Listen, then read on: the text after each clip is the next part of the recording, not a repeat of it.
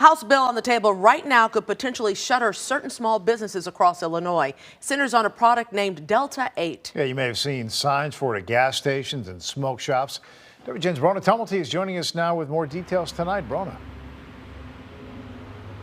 Good evening, guys. This story might be a little hard to follow for those unfamiliar with hemp products, but proponents of this bill say these products are dangerous and they're falling into the hands of minors. But those working in the industry say this bill could shut them down, and it also does nothing to protect children.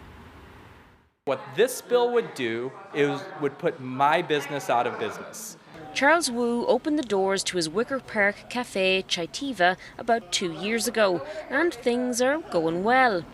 We operate in 4 other locations in the Chicagoland area and employ a little over 40 people in the state right now.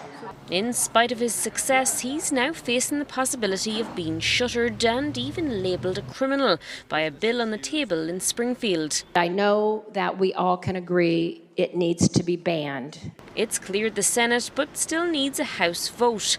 If passed, it'll ban THC products derived from hemp. What we're talking about here is a concept known as Delta 8 or Delta hemp. That, we're told, is a little different from cannabis, with proponents of the bill alleging the colourful packaging on some of these items is targeting children. These businesses use bright packaging, appealing flavors, misleading advertising to attract young customers. Charles says this bill doesn't protect kids. The bill on the table puts me out of business, but still allows out-of-state companies to legally ship products into the state of Illinois to sell these products to children. He argues the 300 stores like his own statewide want to be regulated and have pushed for that. The problem, he says, is that much bigger companies with deeper pockets are pushing back. We've even said we will take the same standards and everything as the cannabis industry. The issue we have is they don't want to let us exist. Cannabis does not want to let us be regulated, because if we're regulated, we are then competition.